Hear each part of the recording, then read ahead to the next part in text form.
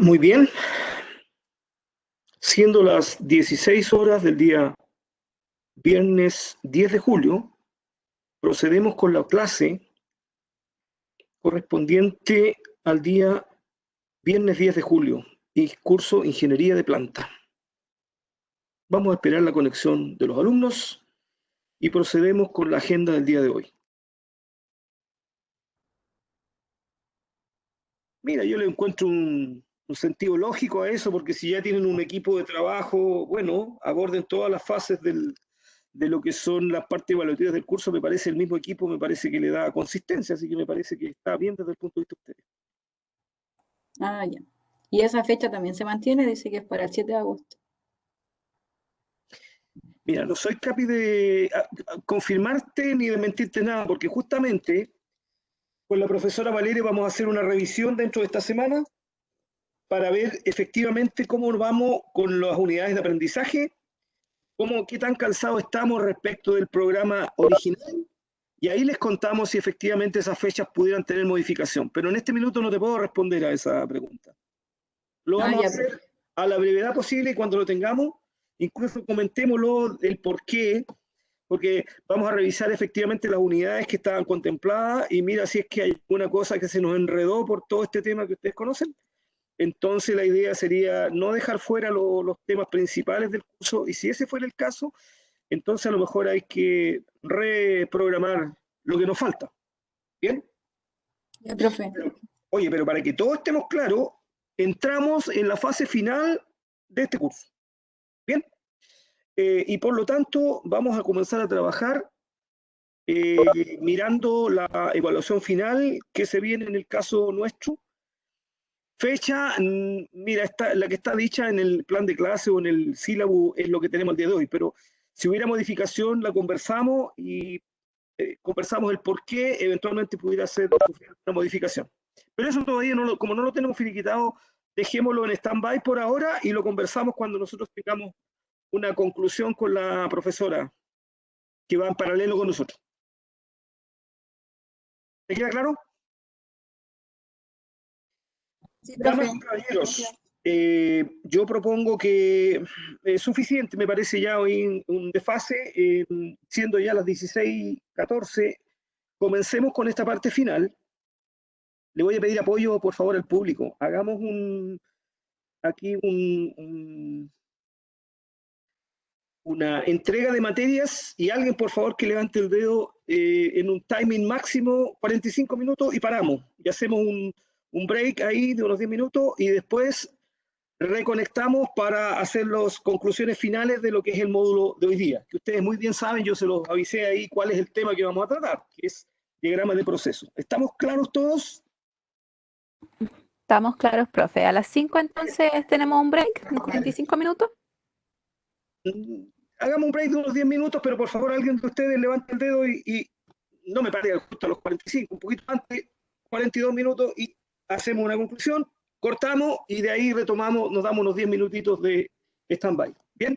Para que aprovechemos por un lado la entrega de materias, que quedemos clarísimos todos con el P&ID, que eso viene del inglés, qué es lo que es, para qué sirve, cómo se aplica, en qué lo vamos a aplicar nosotros en el curso, que todo eso quede claro. O sea, cuando nosotros entregamos una materia, la idea es que el concepto material que está contemplado ahí es porque nosotros lo necesitamos para que como mensaje del curso el alumno tome un conocimiento, una expertise y ojalá lo practique, así como en la práctica que hicieron de ese ejercicio minero que me imagino que ustedes dándole tantas vueltas al tema, al final incluso entre ustedes mismos poniéndose de acuerdo, fíjense que eso les da más aprendizaje que si yo les pusiera una pregunta y les doy un tiempo para que me la respondan. Fíjense que tienen que darle hartas vueltas al tema. Entonces, la idea es el aprendizaje. Y en este caso abrimos una nueva carpeta, que la semana pasada ya la comentamos, hablamos del P&ID. Disculpen, el tiempo ya está corriendo, ¿eh? Así que por lo tanto va corriendo el tiempo. Vamos a comenzar entonces en este tema. Yo tengo un PowerPoint de apoyo. Como siempre, como es de costumbre, ustedes una vez que termine, tienen dos entradas posibles donde revisar los contenidos que vamos a conversar acá. Uno, el PowerPoint que yo lo voy a subir al compartido, pero ahora fíjese usted que lo subí todo al Educando, que ahí les queda más fácil. Entonces, en el Educando ustedes tienen ahí el apunte de apoyo. Y también las cosas que se comentan acá o que se preguntan van a quedar en el video, que yo ya se los estoy editando y me he fijado que han ido revisando el video ese que lo publicamos en YouTube. Bien, tienen todo eso de respaldo para el tema que el día de hoy compete a P&ID. ¿Qué es lo que es? Lo traducimos al castellano y conversamos de qué se trata, cómo se aplica. Ese es el sentido de la clase de hoy. Entonces voy a buscar por acá donde tengo mi apunte de trabajo, lo compartimos y comenzamos.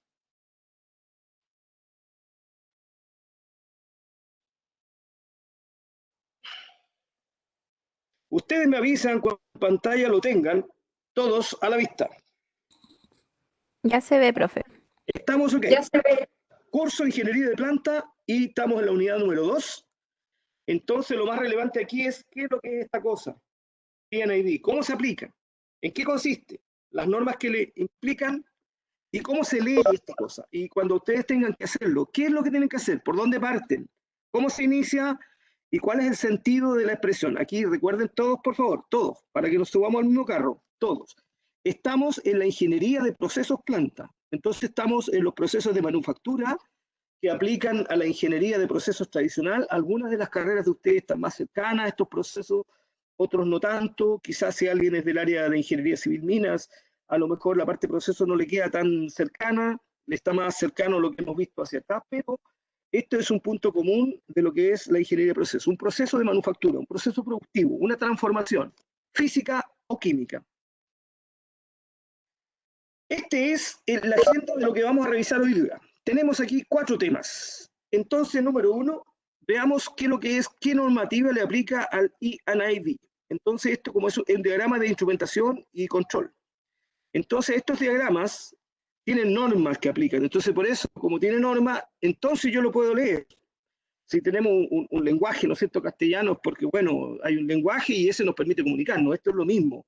Lo que sí pasa es que como es algo tan técnico, entonces no es tan simple seguirlo. ¿Bien? Y por eso es una especialización y aplica a la industria transformadora.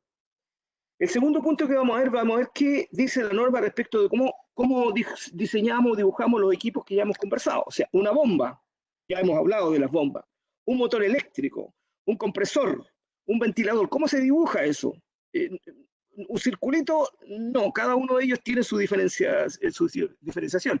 Un elevador de capacho, ¿cómo se dibuja? ¿Cómo se dibuja un horno? ¿Bien?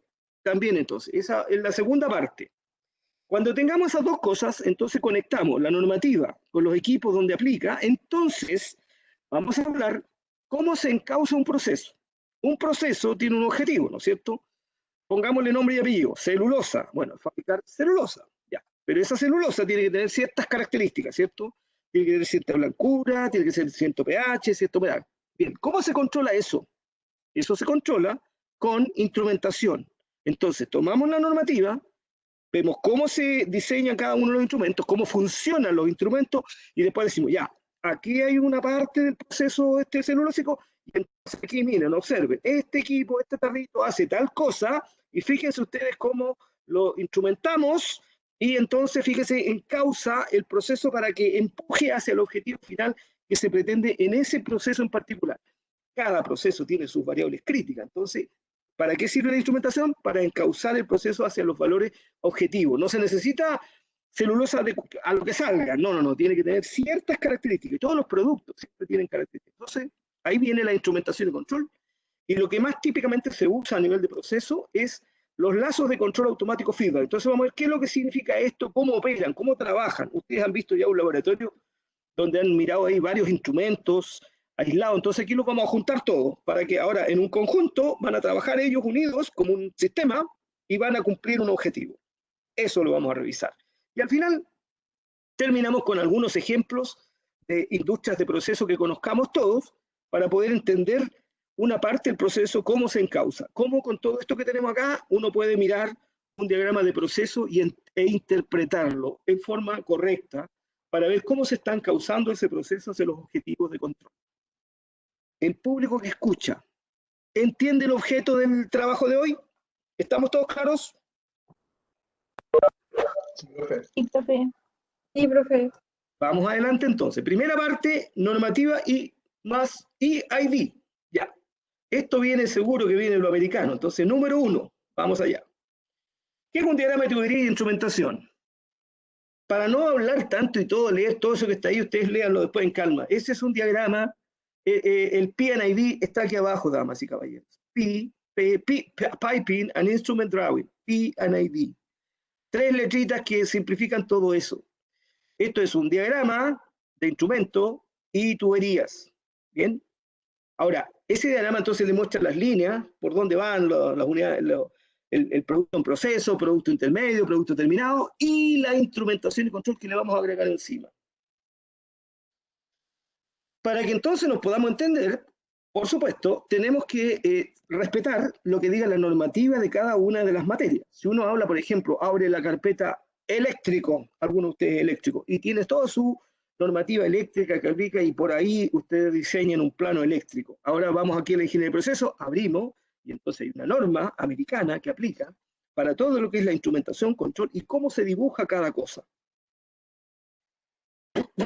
Entonces, las normas, en resumen, las normas de instrumentación y control tienen por un lado lo que es instrumentos para encauzar el proceso, que sería lo que está ahí arriba, con su simbología propia, y alguna cosa que indique diseño, y ahí estarían los equipos.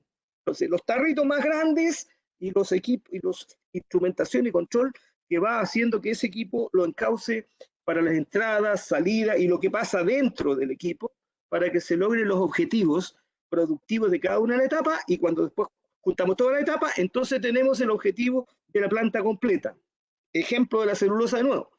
Fabricamos celulosa, en una parte la blanqueamos. Bueno, en esa parte el objeto ahí es solo blanquearla. Bien, si la sumamos con la otra etapa anterior que fue producir la celulosa, bueno, ahí tenemos la producción, después lo blanqueamos, finalmente sumamos todo y tenemos el diagrama de instrumentación de la planta completa. Ahora, seguramente uno puede interpretar que un diagrama completo debe ser bastante complejo, tiene mucha instrumentación y control, y la idea es que no sea una cosa que no la entienda nadie, porque ese no es el sentido. El sentido es que uno logre tomar las variables críticas que se están controlando, se encausan, y los equipos identifican. Si hay un tarrito más grande, es que aquí hay un horno, perfecto, ¿se fija? Ya, primera conclusión, un horno. Ok, pero aquí, ¿qué se está controlando? Temperatura, por decir algo. La temperatura es una cosa crítica que hace en todo el proceso. Eso es lo más probable, es que esté muy lleno de instrumentación asociada a medición o control de temperatura. Continuemos. Cuando uno abre la carpeta de normas, hay muchas normas, muchas. Pero aquí nos vamos a ir específicamente a las normas que apliquen para la parte de instrumentación y control. Y entonces estas las elabora una organización americana que se llama, así como está ahí, ISA, Instrument Society of America, Sociedad Americana de Instrumentación. Y tiene una serie de normas hacia abajo, pero sin embargo, detrás de cuáles andamos nosotros, las que nos ayuden a interpretar el proceso, o sea, el P&ID. Entonces, una que para nosotros, por ejemplo, fíjense lo que uno lee aquí, una que tiene que estar muy interesada para nosotros de ser esta, diagramas de lazos de instrumentación, o sea, cómo funcionan los instrumentos. El 5.4, entonces, si uno quisiera un detalle mayor de lo que vamos a ver nosotros acá, bajamos la norma ANSI ISA 5.4 y ahí me da toda la determinación de control y cómo se nombra cada variable y cómo se combinan los instrumentos. Un instrumento puede hacer más de una función. Entonces uno va a la norma y ahí está establecido el cómo y cómo se representa y qué significa una determinada señal de proceso. Y así sucesivamente. Si ustedes se fijan ahí arriba, el 5.1 dice identificación y simbología. Claro, eso es básico. Primero, ¿cuáles son los símbolos? Entonces aprendo eso, como si voy a aprender química, la tabla periódica primero, ya, y después estas cosas se unen uno con otro, y ahí yo puedo entender un compuesto, pero se fijan, es una cosa similar a eso. Nosotros trabajamos en toda esta parte del planeta con las normas americanas. Sin embargo, hay que tener una cultura, hay que tener la siguiente sensibilización, que no siempre son compatibles con lo que es la normativa europea. La norma americana es de la sociedad americana, así que siempre termina con una A al final allá. ISA, por ejemplo. Es que cuando de instrumentación. Y aquí está la norma alemana, DIN.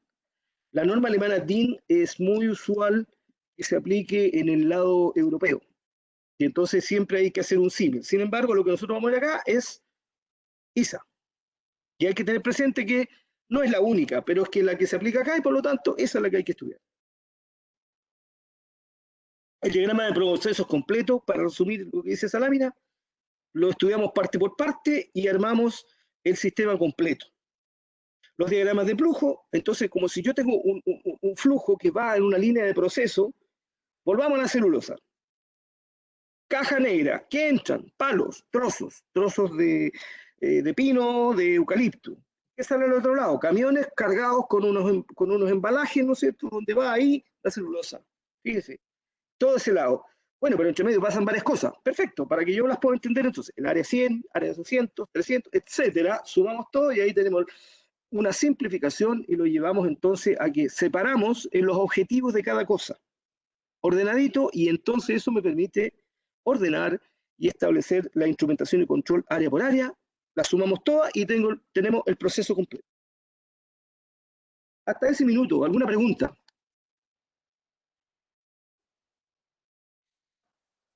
Seguimos. ¿Para qué se usa? Resumen, más de leer toda esa lámina. Resumen, ¿para qué se usa? Para poder entender el cómo encauzar un proceso que tiene un objetivo bien claro. Para no tener siempre el mismo ejemplo. Ahora, abrimos la caja.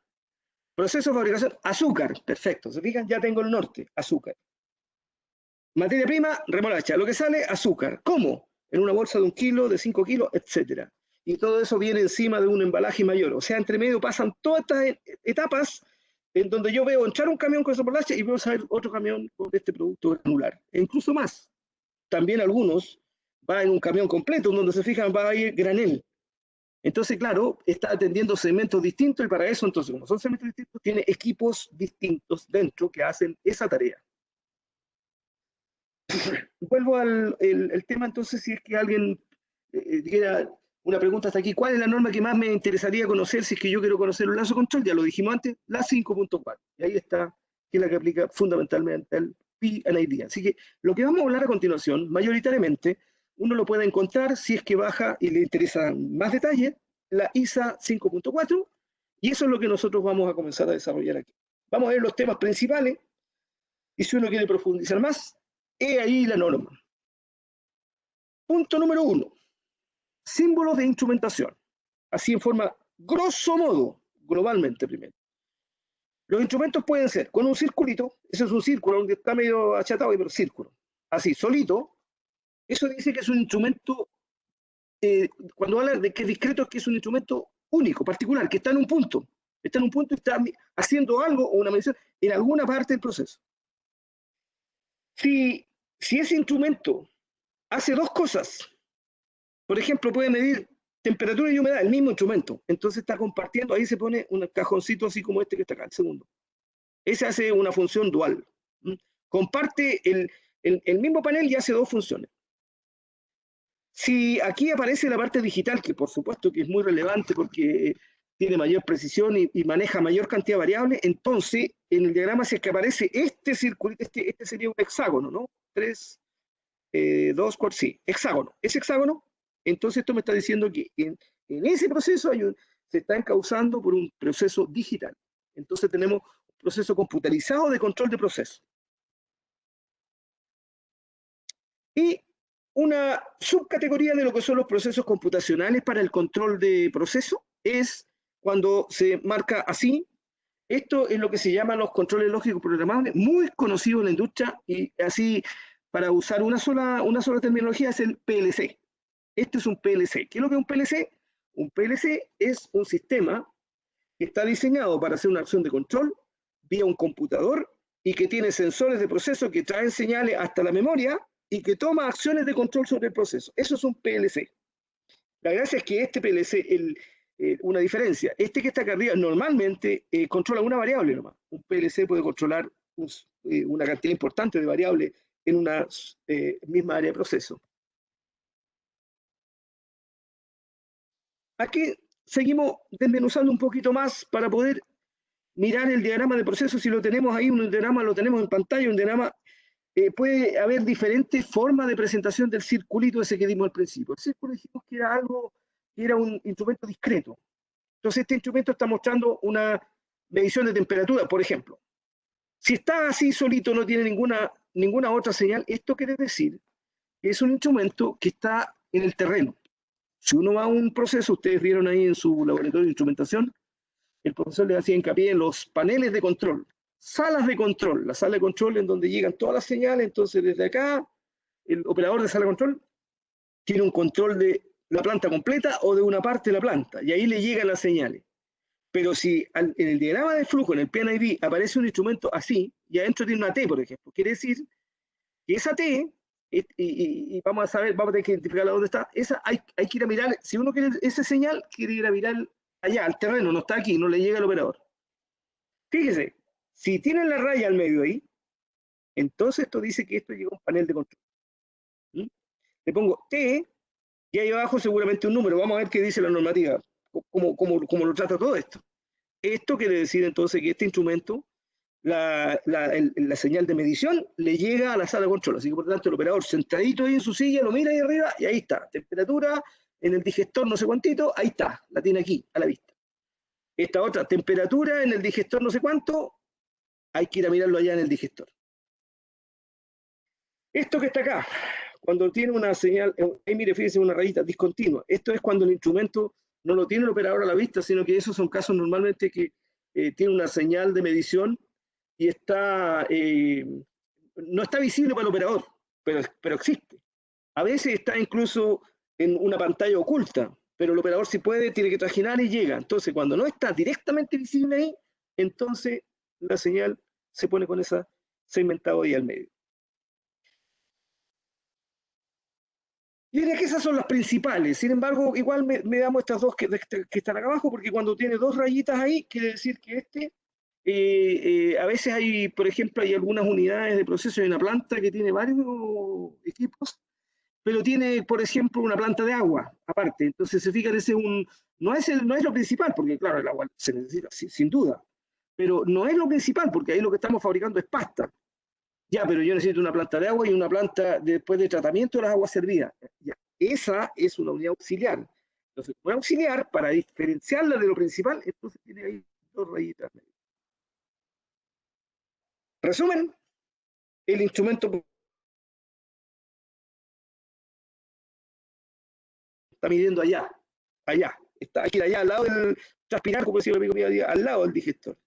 Si está así, le llega a la sala de control del operador. La ve aquí arriba. Usted entra a la sala de control y ahí arriba, en alguna parte, está la medición. Esta que está acá no está accesible ahí vista, pero sí es una señal que existe y que está en la sala de control. Y si está con dos rayitas, entonces esta es de una planta que no es la línea principal, sino que es algo auxiliar. Lo típico ahí es vapor, agua, aire. Ese es un resumen. Lo dejo para que ustedes lo trajinen. Ese es un resumen de lo que ya dijimos. Y ese también. Lo que sí aquí vamos a entrar ahora en mirar un poquito ahora, es el instrumento, pero el instrumento tiene que estar conectado. El instrumento, si mide una temperatura en una parte, esa no le sirve al solo instrumento. Eso midió, ya, tiene 150 grados, perfecto, pero eso necesita otro dispositivo que transmita esa señal.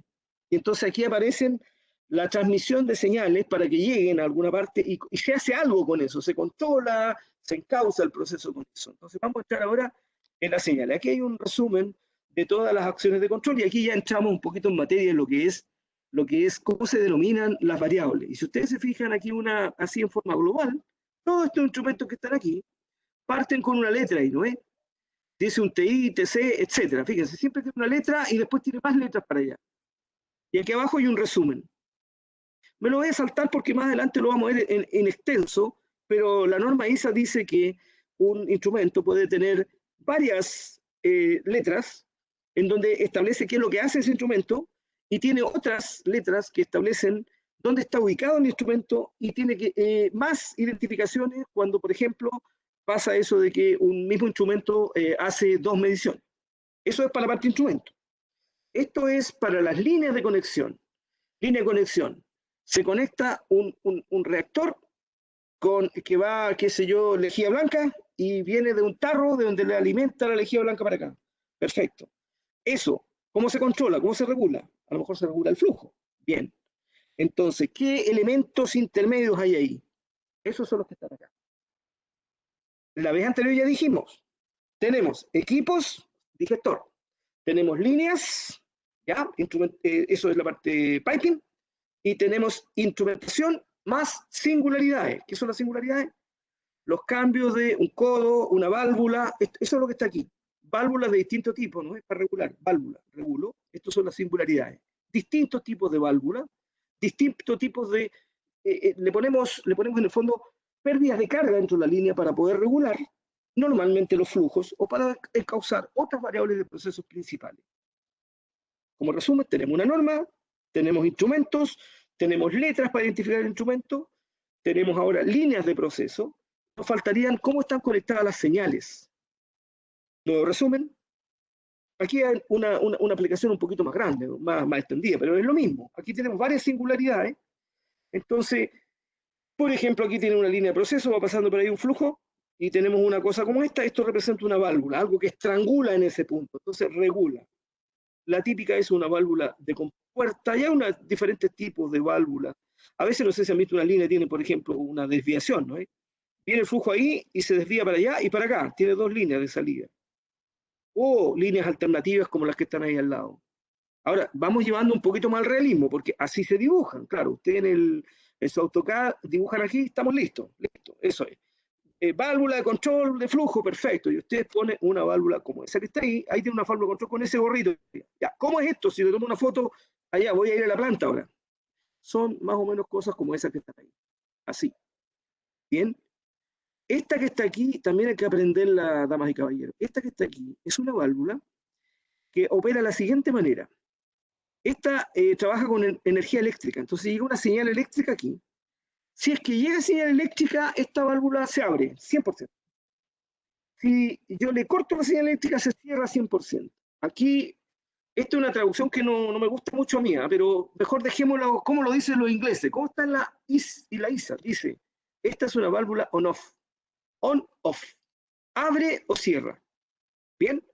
Yo estoy controlando la altura de un estanque, entonces está llegando agua, entonces ya. Entonces lo voy a llenar. Esta on-off se abre completa, empieza a llenar. Llega arriba, se llenó, cierra. No tiene regulaciones intermedias como las otras válvulas. ¿Bien? On-off, esa, no todo nada, on-off.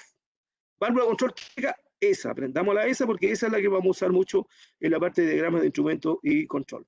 Cuando tiene una cosa como esta, estas son válvulas que se hacen de autorregulación, entonces tiene como un control interno esta válvula, es como que tiene una memoria autorregulada, se dice, aquí la pasada es tal presión y entonces ella se adecua a que la presión ahí tiene que ser un cierto nivel. Esta que está acá abajo no es una válvula de control, pero cuando tiene una cosa así, mire como la antena de televisión de esa antigua, esto, ¿qué pasa? Si tenemos un pulmón, normalmente con gases, entonces le echamos gas, le echamos aire comprimido, por ejemplo. Cuidado, si yo le echo mucho, se revienta el estanque. Entonces, esta válvula lo que hace es de seguridad. Cuando llega a un cierto nivel, esto está calibrado. Es como el excusado del baño, fíjense. Sube el agua y llega a un cierto nivel ¡pum! Y cierra. Esta, al revés. Se llega a un cierto nivel y esto se abre, entonces libera presión y evita que esto se rompa, se reviente. ¿Bien? Esa es una válvula de seguridad. Y si ustedes ponen una cosa así, entonces lo que están queriendo decir en su diagrama es que esa es una válvula manual, ese tiene que ir alguien ahí a abrirla y cerrarla. ¿Bien? Y esa es la realidad, es como eso que está ahí. Hasta este minuto, el auditorio, ¿tiene preguntas?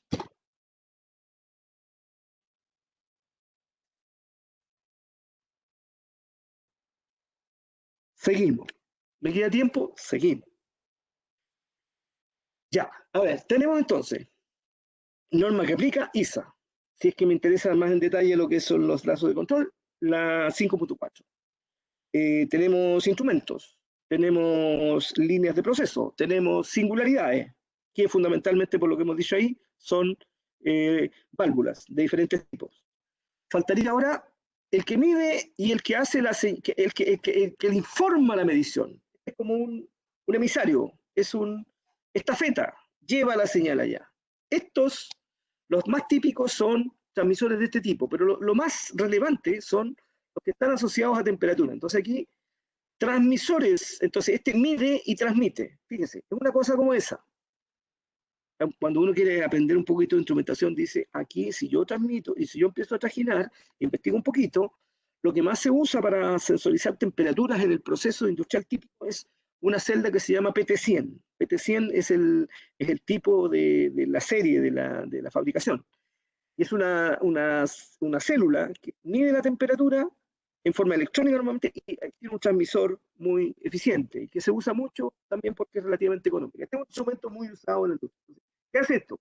Mide y transmite la señal de temperatura. Esa es toda su tarea, eso es lo que él hace. Y en forma análoga hay transmisores de presión, de flujo, de nivel. Estas son las variables típicas, dama y caballero, en todo el proceso. Con esas cuatro yo diría que tenemos un porcentaje altísimo de los instrumentos de medición y control del proceso industrial cubierto. Entonces ahora, fíjese, ahora, ¿qué dice la norma? ¿Cómo lo representa? Fíjese, ¿cómo lo representa? En primer lugar, fíjense, todos los circulitos están vacíos, no tienen nada al medio. Está queriendo decir que esto está en el terreno, y típicamente es así, o sea, el sensor tiene que estar en el lugar de control. Tengo un reactor, un digestor, y ahí tiene que estar inserta la lámina esta celda de medición tiene que estar metida dentro del proceso ahí, y entonces está midiendo en ese punto. Y fíjese, mire lo que dice la norma ISA, dice el PNID, TT, transmisor de temperatura.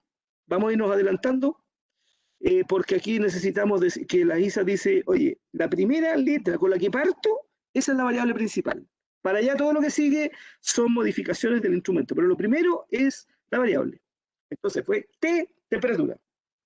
Mira acá cómo parte, S, cómo parte, P, presión.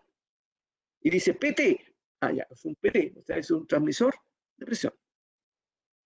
Similarmente, FT y LT.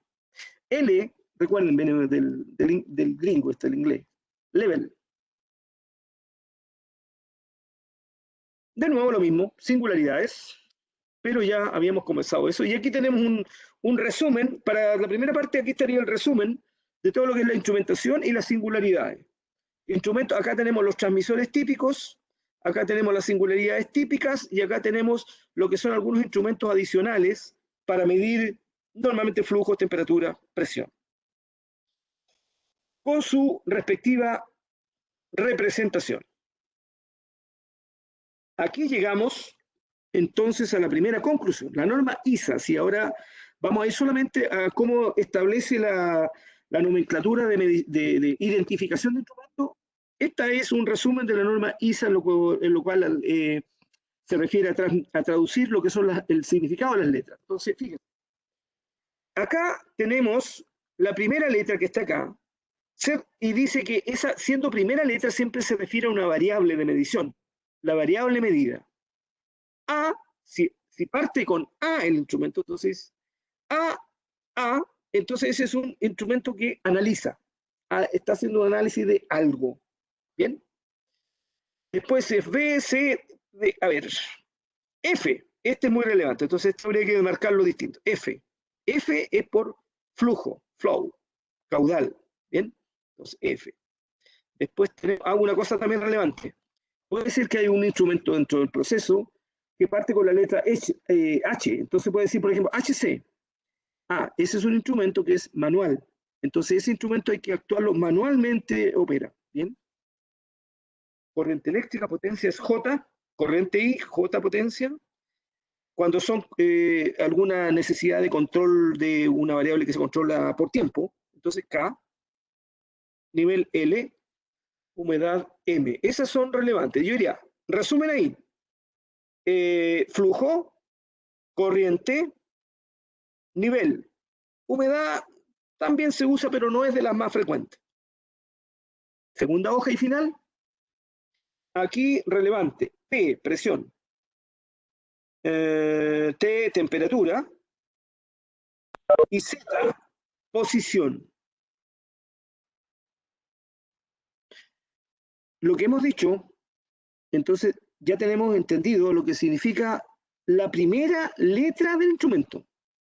Si el instrumento tiene más letras, las otras letras modifican a lo que es el instrumento original. Y ahí están, de la segunda letra en adelante, están acá. Entonces, si voy a volver al anterior. Si ahora la A está como segunda letra, entonces significaría alarma. Entonces, por ejemplo, si le podemos poner TA, es una alarma para una cierta temperatura. ¿Bien? PA y así sucesivamente.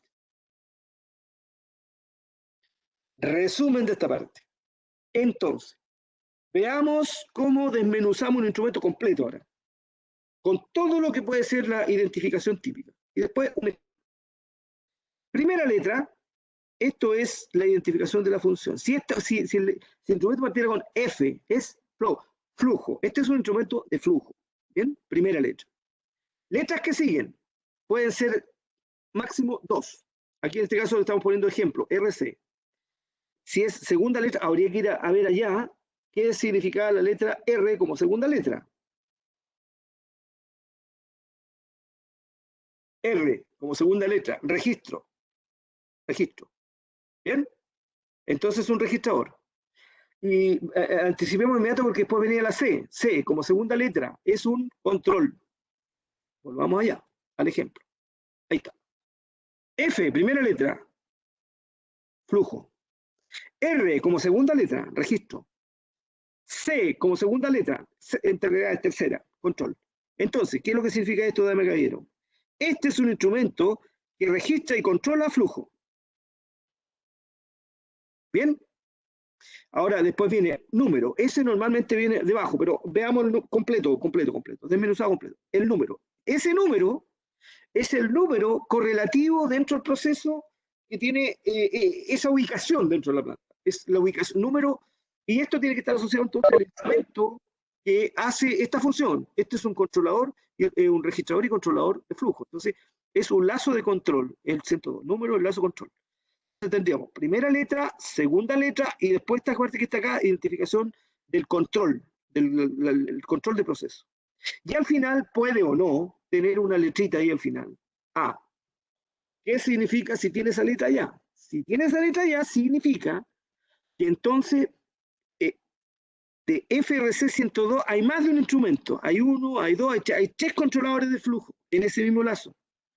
Entonces el controlador 1 se llama FRC 102A, el segundo se llama FRC 102B y el tercero se llama FRC 102, y etcétera, si es que hay más lazos.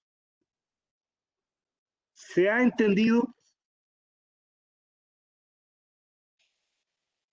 Profesor. Pregunta. Vamos con la pregunta. Adelante. Una variable que no aparece, por ejemplo, pH, ¿qué le preocupó? Es que ahí en ese caso, pH, si no tengo variable, entonces tengo que hacerle el quite y usar lo que tengo. Análisis en ese caso entonces, A. Entonces en el instrumento le ponemos A y arriba del instrumento le pongo que es pH. ¿Bien? Ah, ya, gracias. Ahora, hagámoslo con lo que ya sabemos, porque nosotros ya tenemos una cultura, ustedes tienen una cultura, ustedes controlan, ¿se acuerdan el control de finura? Finura pequeñita. Entonces, por ejemplo, las tecnologías nuevas para medir la finura del cemento, acuérdense, son pequeñísimos, son micrones, ya.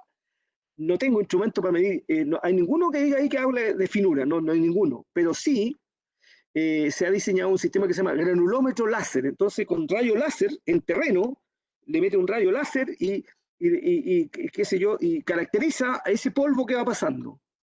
Entonces, en ese caso tendríamos que poner A y arribita le ponemos finura. ¿Bien? Cuando no tenemos, por eso está el A, es un comodín, ¿se fijan? Ok, gracias por la pregunta.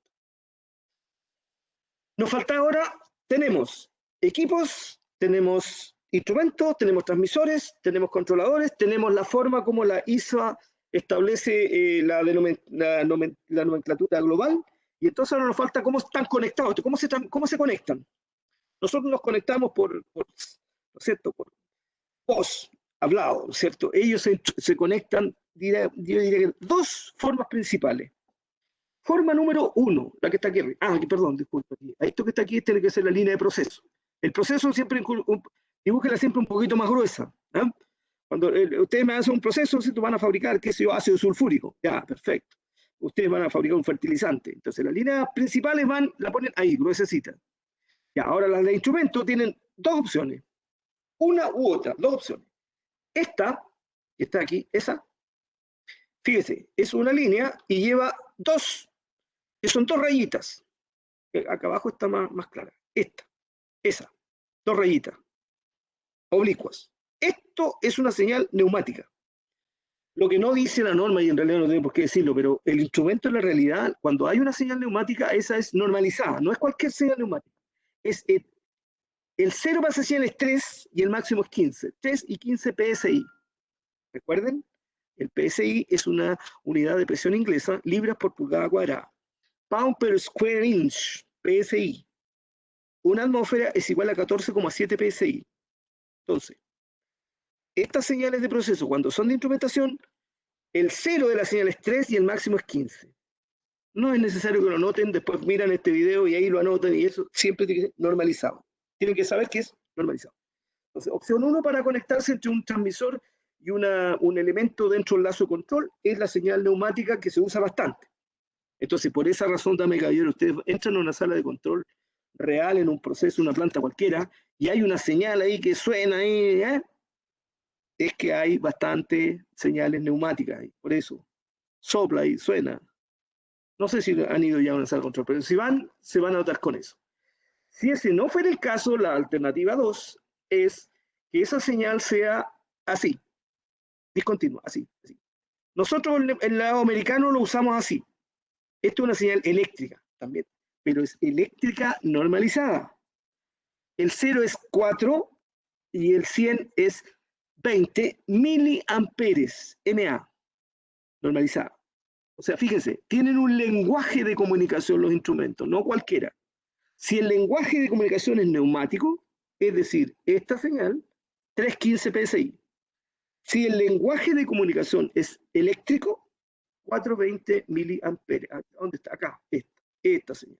¿Bien? Las demás se usan en forma secundaria, a veces aparecen, y aquí también hay ¿cómo se llama? Una interacción entre los sistemas internacionales. Nosotros, apréndase que cuando ustedes tengan que dibujar alguna línea que le pidamos eléctrica, entonces eléctrica normalizada, le ponen así. En la parte del sistema internacional de lo que es la parte de instrumentación, usan esa, pero acá nosotros no usamos esto. Si es que alguna vez llega un plano, dice, sí, hay una inconversión ahí. Entonces, esa hay que aprenderla, y esta. Y la otra que también de cuando en vez aparece, y también es muy interesante, es esta que está acá, con esa cruz al medio. Eso es capilaridad. Fíjese, si yo quiero medir el nivel de un estanque, le puedo poner un flotador y por fuera una regla, entonces, una regleta. Entonces mientras va subiendo, ¿se fijan? Va, sube y baja. Se usa mucho. Esa es una señal capilar porque es una señal como de agua, de nivel. Entonces, en ese caso, la señal es esta. Entonces, los sensores de nivel, para hacer un control de nivel, es bastante recurrente que usen una señal de ese tipo. No siempre. Hay otros sensores de nivel, pero esta es una posibilidad. Esas tres, yo diría que hay que tenerlas en la retina. Las demás es cosa que uno sepa, sí existen otras más, pero las típicas son esas tres. Un ejemplo.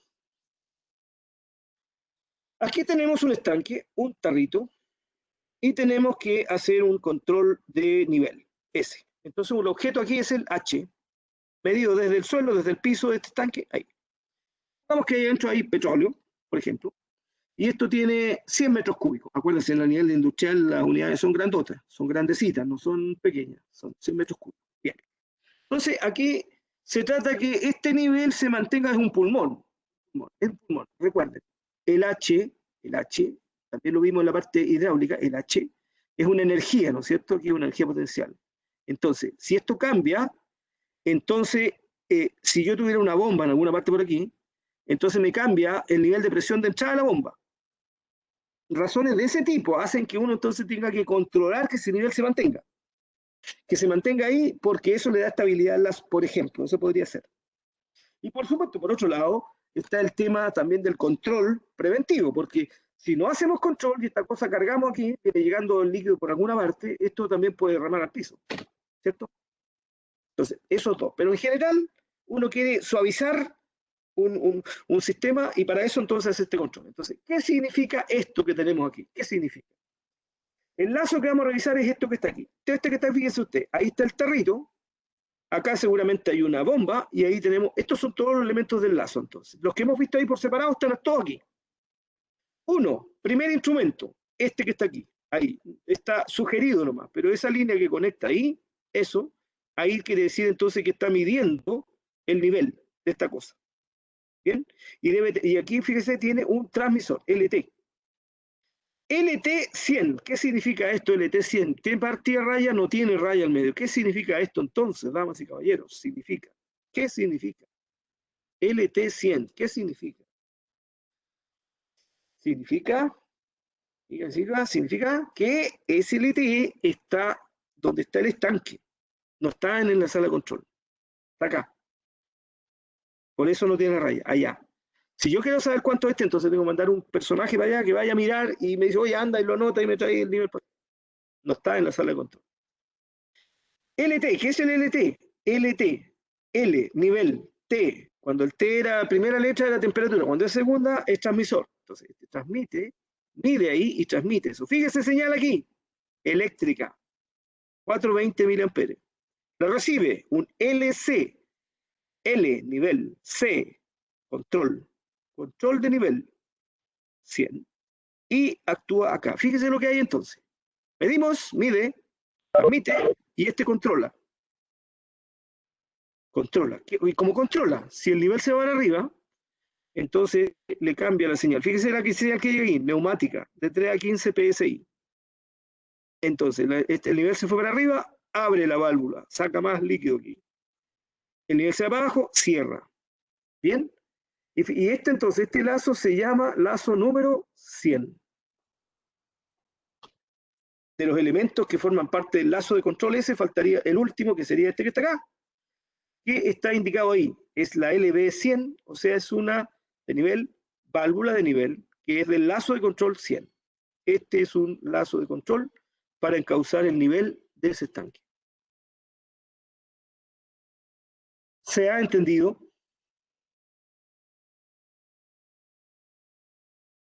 ¿Hay preguntas? No hay preguntas. ¿Se entendió, profe? Se entendió. Resumen ahora. Todos son de ese mismo tipo. Pero resumen ahora. Vamos a hacer entonces un resumen con todo lo que tenemos hasta aquí, con todas las letras, identificamos todo instrumento, con todo lo que hay acá. Instrumento número 1 está acá, FE101, instrumento número 2, TIC 60. ¿Qué significa esto y qué significa el de allá? Entonces, ¿cómo lo hacemos? Dice que es FE101. Primera letra es la variable a controlar. F, flujo. Caudal, dice ahí. Perfecto, caudal. Segunda letra, E, elemento primario. Hace algo con el flujo este. ¿Bien? Es un sensor de flujo. Tercero, el circulito solo. Este elemento está montado donde está midiendo el flujo. Está en el terreno. Y abajo, ¿qué más faltaría? El numerito, 101, es el número correlativo del lazo de control. Ahí tendríamos check para el FE101. ¿Bien? Ejemplo número 2. Resumen. Dice, TIC 60, raya y 2. Bien. ¿Qué significa? Primero, las letras. TIC significa primera variable, entonces esto significa temperatura. Segunda letra es un accesorio. Y como primera letra era corriente, pero como segunda letra es un indicador. Y como segunda letra o tercera letra el C es controlador. Entonces fíjese, temperatura, indicador, controlador. Indicador y controlador de temperatura. Ese es este instrumento.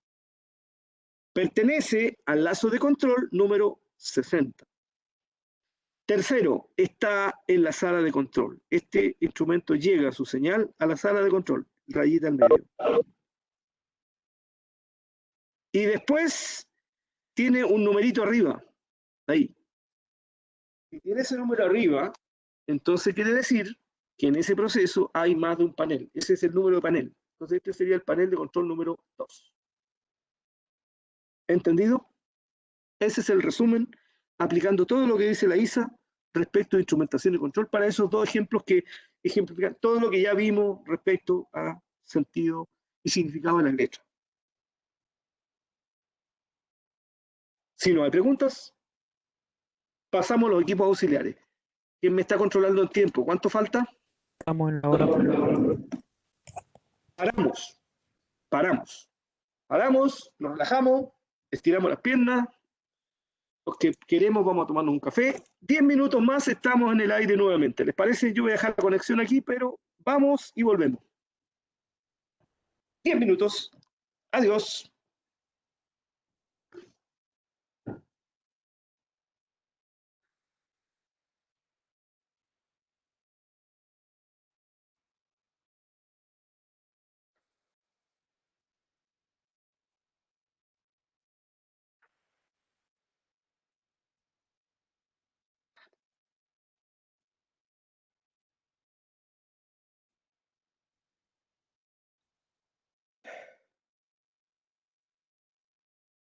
Muy bien, estamos de vuelta. Vamos allá. Entonces, retomamos. En el punto en que quedamos fueron equipos de proceso ahora. Vamos a compartir. ¿Se ve bien? ¿Todos lo ven bien? Sí, profe, sí se ve. Estamos al otro lado. Ya, esta parte yo la voy a pasar bien light, porque la cantidad de dibujos de equipos de procesos pueden ser diversos, son bastantes, que están en esta presentación, entonces ustedes pueden revisar después con más detalle, vean todas las láminas. Yo me voy a concentrar solamente en los principales. Hay un listado aquí, largo, de diferentes equipos de proceso, algunos que son conocidos por nosotros, los hemos trabajado, como por ejemplo, los equipos que parten con la letra C son los molinos trituradores, que lo hemos visto nosotros acá, ¿no es cierto?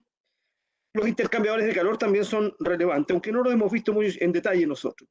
Los transportadores, cangilones son de capacho también, jóvenes, ¿no? Estos son los de transporte vertical. Bombas, motores, y yo diría que los hornos, hasta por ahí.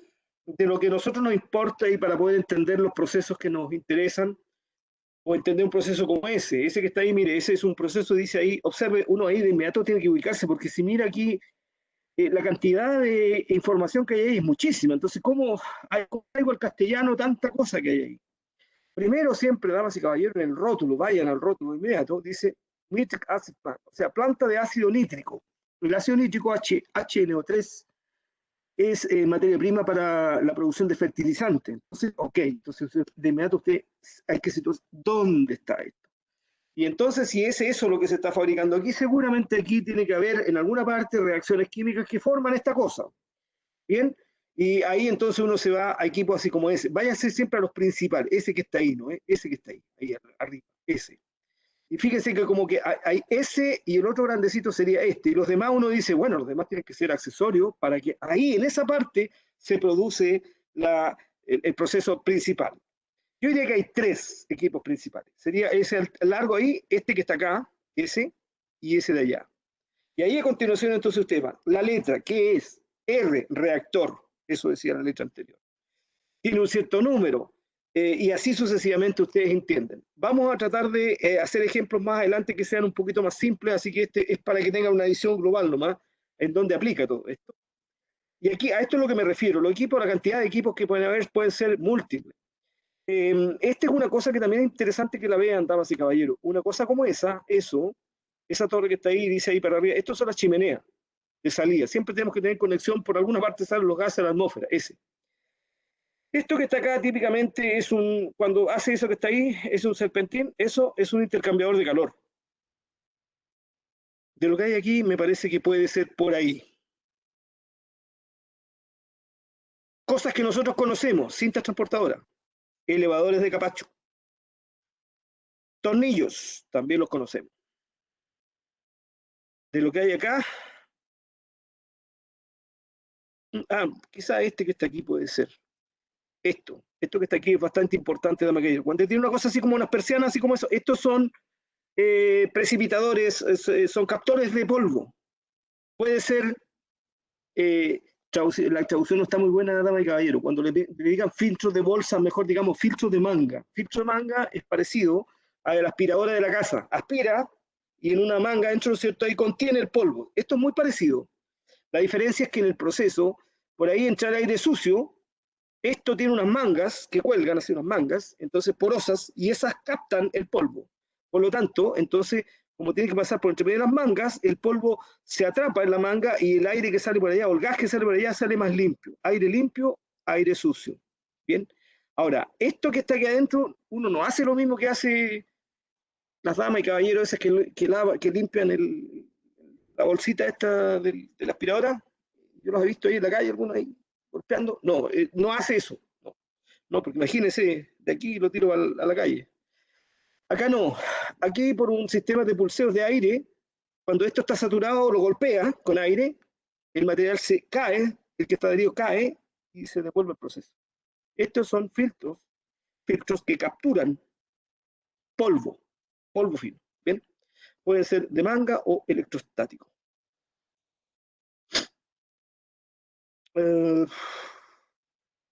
Me parece que podría ser una cosa como esta también, que nos puede parecer por arriba. Cuando hay así, estos son hornos. Por ejemplo, un alto horno para la fabricación de acero puede ser una cosa como esa. Esto que está aquí, típicamente está, cuando entra ahí, dibújenlo así siempre usted, ahí, en su flecha al centro del círculo, y sale ahí. Esto es una bomba centrífuga. Equipos de proceso son diversos. Cuando tengan estas cosas que están aquí, casi siempre aplican las torres, aplican casi en la industria de lo que es el refinamiento de petróleo, las plantas, las petroquímicas. Bien, el resto ahí lo voy a dejar para que ustedes lo revisen más en detalle, pero hicimos hincapié en los principales. Entonces vamos con el tema siguiente. Le voy a pedir una colaboración al auditorio. Déjenme una cosa. ¿Estamos grabando? Deme un minuto. Voy a pedir una colaboración, por favor. Cuando estemos en las 17, nosotros tenemos hasta las 17:40. ¿Eso es? ¿Estoy bien? Si es así, por favor, ahí paremos. No vayamos a pasar de largo ahí, cuidado. ¿Bien? Así que ahí me avisan, por favor.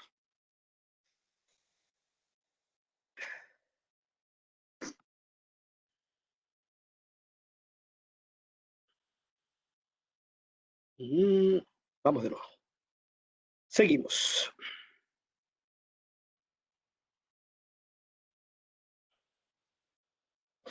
Vamos a partir con instrumentación y control, con el mismo que ya teníamos, pero en el ánimo ahora de poder desmenuzar esto y ver cómo funciona todo esto. Porque aquí, claro, ya lo tenemos identificado cómo se interpretan las letras que forman parte de este control, que en este caso es un control de nivel. Pero vamos a ver ahora, el lazo completo ¿cómo funciona? ¿Cómo hace la tarea un lazo que se llama, en este caso, realimentado, o bien del inglés, feedback? Entonces, abrimos la caja, lazo realimentado. Vamos allá. Lazo feedback o realimentado es un lazo de control. Controla o encausa una variable haciendo el siguiente distingo. Para un proceso cualquiera, tenemos la variable controlada. La variable controlada es la variable objetivo de control. Si fuera el caso del ejemplo del estanque, entonces la variable controlada ahí sería nivel. Variable manipulada, una variable en la cual se puede regular y afectar la variable controlada. En ese caso, estrangular una válvula a la salida o a la entrada de ese tanque. Perturbación. Todo proceso siempre tiene una o más perturbaciones. Todas aquellas variables que hacen que la variable de control cambie su estatus. Un cambio de presión, por ejemplo, la entrada o la salida, eso hace que cambie el nivel. Todas esas son perturbaciones. Entonces, resumen, un lazo de control, como está asociado a un proceso, para el proceso identifica tres tipos de variables. La variable controlada, que es el objetivo a controlar, la variable manipulada, que se puede regular, y la variable tipo perturbación. Ahí abajo dice la manipulada y la perturbación afectan la controlada. Es decir, eso llevado a un proceso sería una cosa como esta. Este proceso es cualquier cosa. Aquí le ponemos nombre y ahí queda el proceso listo. Entonces, en este proceso hay variables de entrada, que sería variables, algunas que pueden ser manipuladas, otras perturbaciones, y variables de salida. Normalmente en la salida está la variable objetivo de control. O bien, un sistema más sencillo como ese. Tenemos un proceso, vamos a suponer que hay una variable controlada, una manipulada y una perturbación. Y aquí entonces tenemos, resumen, variable controlada, la observada o manipulada, y ahora le agregamos, este es el proceso, y a eso le agregamos la instrumentación. Y el instrumento tenemos un dispositivo que va a tener que medir el lazo de control que hace una acción de encauzar la variable controlada, y lo que se denomina el elemento final de control, el FCS normalmente es el que actúa para poder regular. En el caso del ejemplo que pusimos ahí, es una válvula, ese sería el elemento final de control. Otra forma de resumir el tema, ahora vamos al puro lazo. El puro lazo entonces, un lazo feedback trabaja de esta manera. Un lazo de control, como tiene una variable controlada, parte midiendo la variable que controla, mide la variable controlada. Luego, con un transmisor, transmite la señal de la variable medida, la medición de eso. Entonces, controlado, qué sé yo, nivel en 80%. Mide y transmite el nivel real. El controlador, ahora esta señal llega al controlador. El controlador tiene dos partes. Parte número 1 es un comparador. Compara, hace la diferencia, la resta. Set point, que es 80, que dije yo por nivel, menos lo que midió. 80 menos lo que midió. Fíjense, 80 menos. Y eso lo define como error.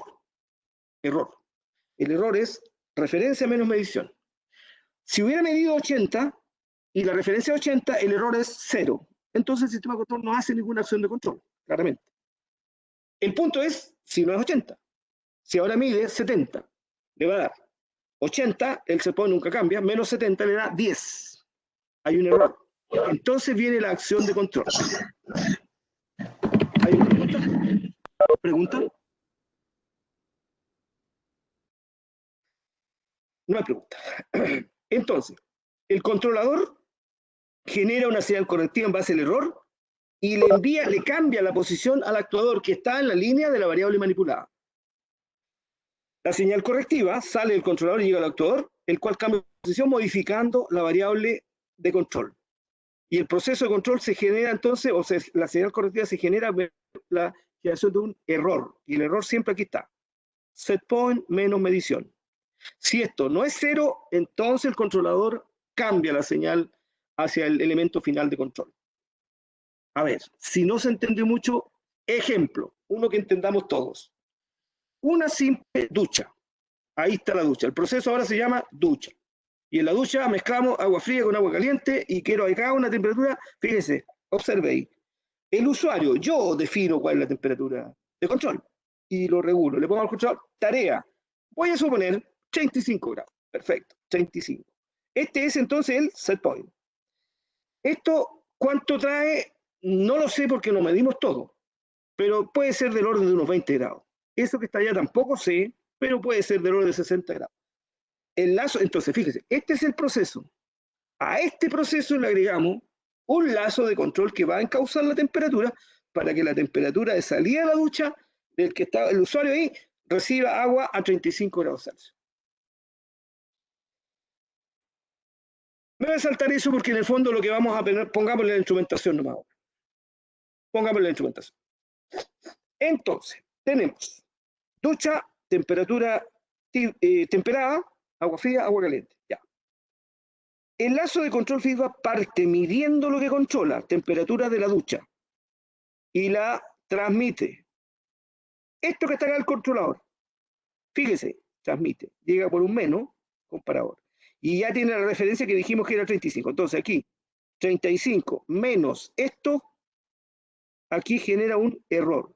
El error, vía un procedimiento que vamos a ver a continuación, genera una señal correctiva que va al elemento final de control, que en este caso es la válvula en la línea de agua caliente. Pongámosle número.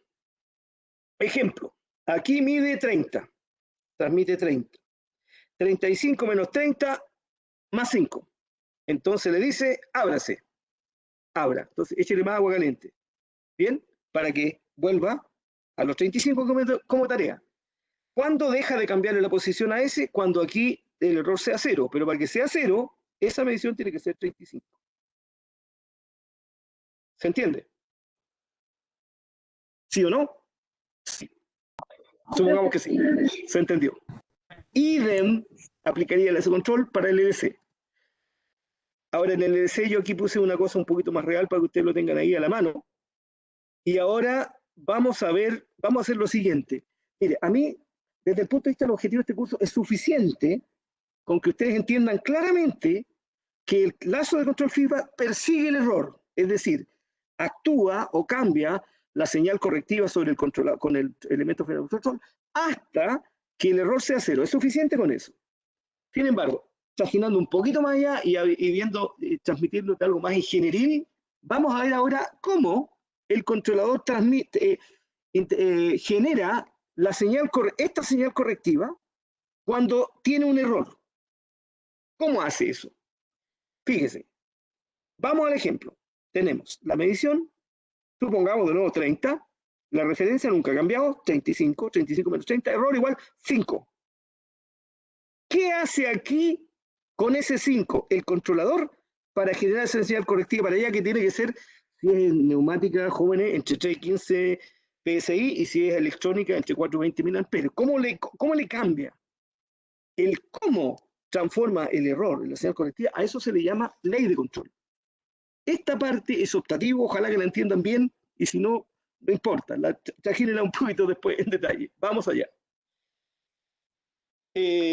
Visto de otra manera, para que quede más claro el ejercicio, lo que vamos a hacer es cómo generamos la señal correctiva. Entonces tenemos la temperatura salida menos la medición, genera el error, y aquí está destacado. La ley de control es de qué manera genera la señal correctiva cuando acá tiene entrada un error. Esto se llama ley de control. Esa señal correctiva es una función del error con un instrumento que es analógico. Entonces es como hace un cambio en la señal de la siguiente manera. Tiene 3 opciones. Y fíjese, la ley de control, esa que está ahí atrás, que es cómo genera la señal correctiva en función del error, se refiere a la forma en que el controlador calcula la señal correctiva cuando en el lado control existe un error distinto de cero. Ya, si hay un error, entonces, tiene 3 leyes.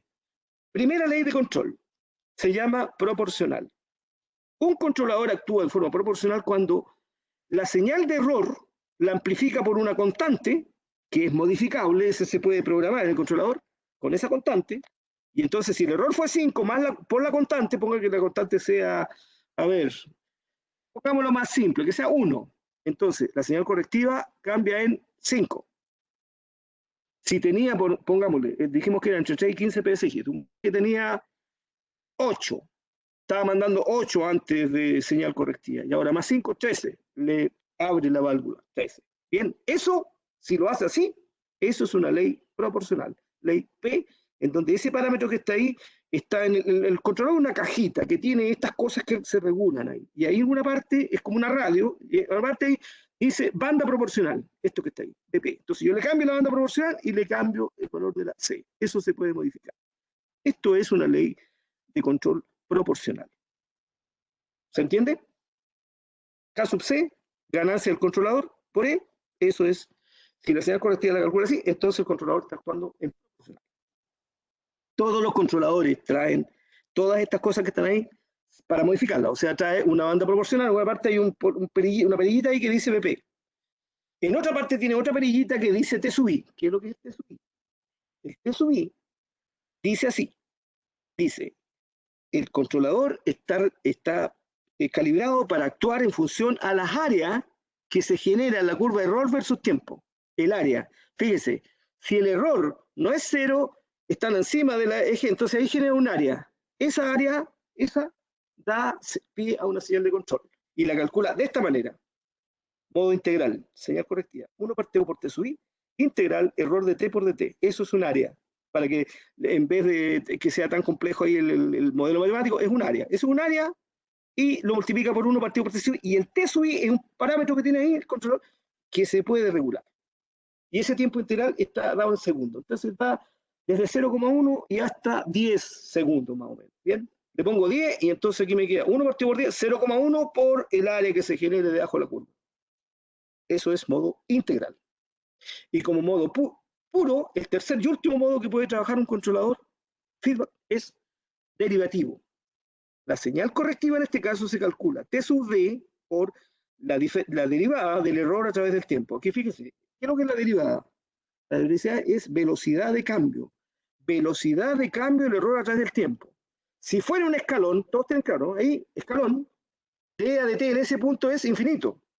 Entonces la señal de correctiva sería tremenda, sería terrible, grande. ¿Se fijan? Eso es el modo derivativo. Y ahí, en ese caso, hay que ir detrás del controlador y necesita un T sub D y yo regulo el T sub D. Mientras más T sub D le pongo, más grande la señal correcta, más grande la señal de cambio cuando cambie el error. ¿Bien? T sub D. Ahora, como tiene las tres leyes integradas, entonces un controlador, como leyes de control, puede trabajar en modo PID, proporcional, integral, derivativo. Y aquí fíjense, la parte de modelación sería esa, K sub C por la multiplicatoria de E más 1 partido por 6 por la integral. Este es el modo proporcional, fíjense, K sub C por E, 1 partido TI por la integral. Esto es el módulo integral, y este que está acá es el módulo derivativo, P y D. Ahora, en general, anotémoslo por ahí, anótenlo en su apunte ustedes. Cuando usted va a un controlador industrial, si bien es cierto, tiene las tres opciones, yo diría en el 99% de los casos, los controladores casi siempre trabajan P, I, hasta ahí. Y en general no trabajan mucho con el derivativo porque como los procesos son bastante dinámicos y cambian mucho de frente a través del tiempo, el módulo derivativo es bastante violento en las correcciones y hace inestables los lazos. Y por esa razón, yo diría que del 99% para arriba de los casos, la ley de control que trabajan todos los lazos de control es PI. Anotado. ¿Tienen preguntas? ¿Se entendió bien? ¿Estamos claros con la ley de control? Muy bien. Aquí tenemos un resumen, y fíjese que aquí estoy suponiendo un escalón en entrada. Entonces tenemos la temperatura de la ducha ahí. Mire, estamos impecables, cero el error. Entonces tengo 35 grados que me está cayendo aquí arriba a mí. Estoy con 35 grados. Y de repente, ¡fup!, para arriba el error. 5, como fue el que pusimos antes. 5. O sea, se me vino abajo la temperatura de la ducha a 30 grados. Wow, frío. Entonces, ¿qué hace el módulo proporcional? Toma el E por K sub D y fíjense, K sub C por E. Entonces, le abre la señal, le da más agua caliente. ¿Bien? Muy bien. Ese es P. Si estuviera programado el integral, haría lo siguiente. El área que se va generando ahí, por 1 partido por T sub I, y me da, mire, lo va abriendo de a poquito, le va dando de a poquito. ¿Bien?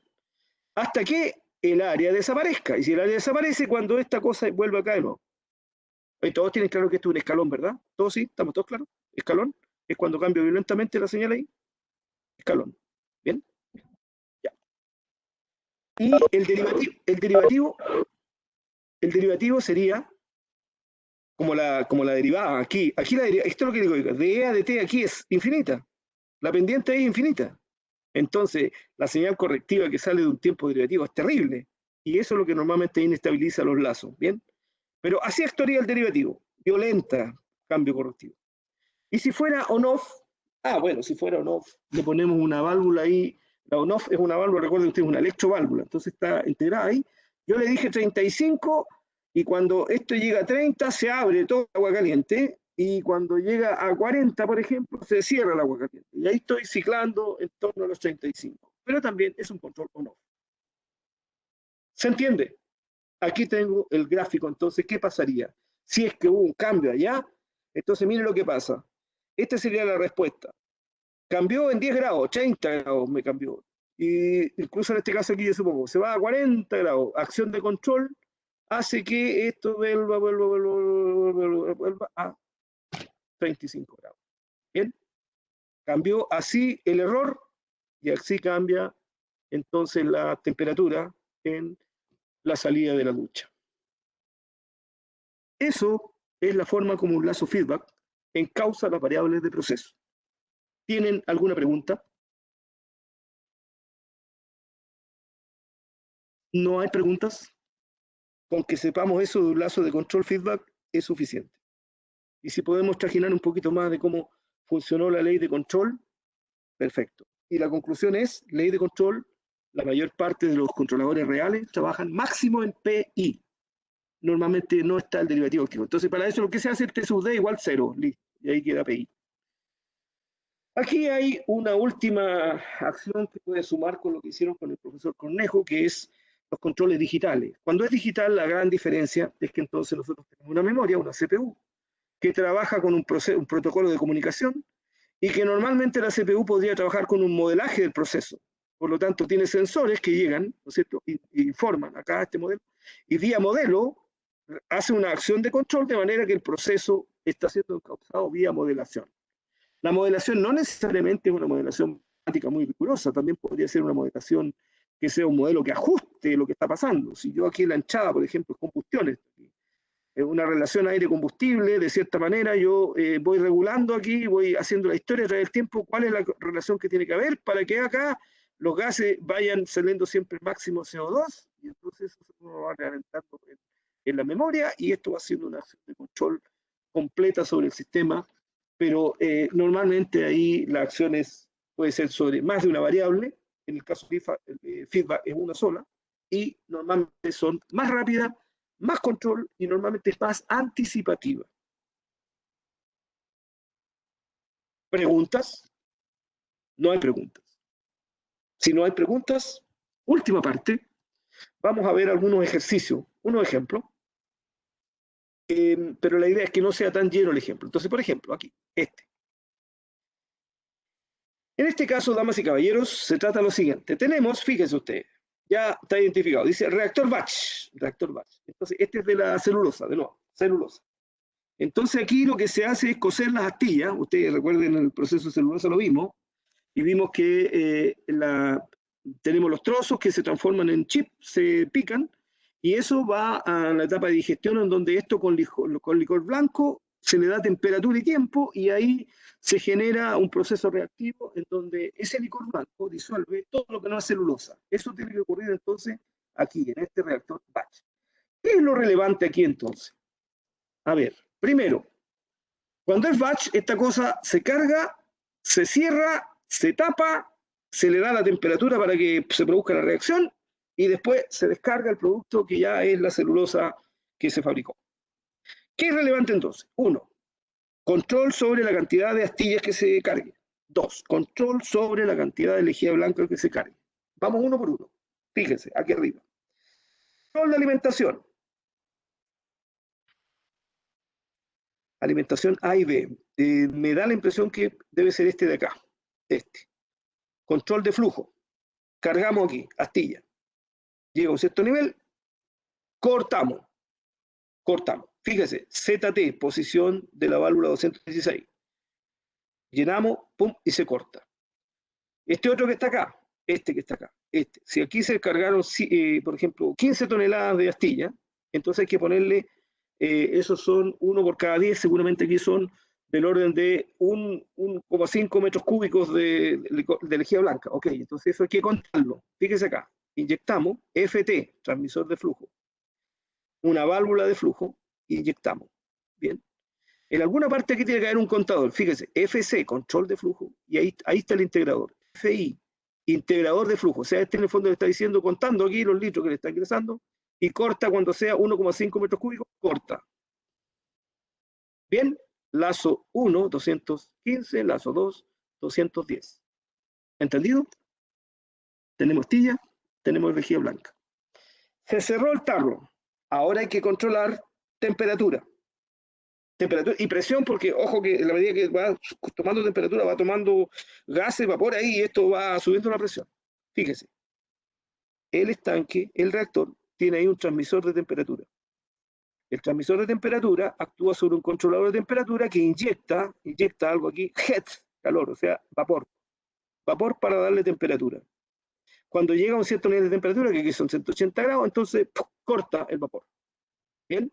Y eso se lo da en un cierto tiempo, así que tiene que haber ahí un integrador ahí de tiempo. Eso lo hace ese lazo, 211. Bien, y fíjese, aquí arriba hay un control, un sensor que está dando la presión aquí para que esto no vaya a reventar, ¿no? Presión. Y hace un control de presión que está también relacionado con la cantidad de lejía que le ingresó. En caso que la presión se dispare y sea muy alta, ahí tiene un sistema de verteo. Esa válvula revienta y vacía, para que no se reviente este estanque. ¿Entendido? ¿Todos ok? Sí, profe. Cuando termina el proceso, se acabó, cerramos todo cerrado ya, y abrimos abajo y se descarga la pasta. Se terminó ese batch, se terminó de fabricar esa partida de celulosa. Estamos listos y queda el detector listo para el próximo batch. Y así sucesivamente. Este es un ejercicio concreto. Aquí hay otro, pero en el fondo repite un poquito lo mismo. Lo que sí, así más bonito, así como lo pueden dibujar ustedes. ¿Alguna pregunta? Nos pasamos un poquito de la hora. ¿Estamos a la hora? Sí. ¿Sí? Ya. Dejémoslo hasta acá. Les sugiero que quedan como 2 o 3 ejemplos, revísenlo ustedes y si tienen alguna duda, tráiganlo para la próxima clase, lo miramos en conjunto. Son ejercicios sencillos parecidos a ese que le incorporé ahí. Dejamos entonces la sección hasta acá. No sé si les queda alguna consulta adicional. ¿Alguna otra pregunta? No, profe. Por ahora no. Ok, lo dejamos hasta acá. Les comento de inmediato que antes de la próxima clase del 17 yo les voy a enviar igual un programa con de qué manera nos vamos a organizar con la profesora Valeria, para que ustedes tengan clarito ahí cuáles son los temas que vamos a tratar en los 3 bloques del próximo viernes 17. Mientras tanto vamos a preparar la tarea final, esa que tienen que, lo vamos a hacer seguramente antes de fin de mes y le vamos a dar un tiempo ahí para que la puedan trabajar en grupo. Damas y caballeros, suficiente por hoy y nos volvemos a encontrar la próxima semana entonces y esperen la comunicación respecto al programa que vamos a ejecutar. Que les vaya muy bien, hasta la próxima semana. Gracias, profe. Chao. Chao, adiós, hasta la próxima.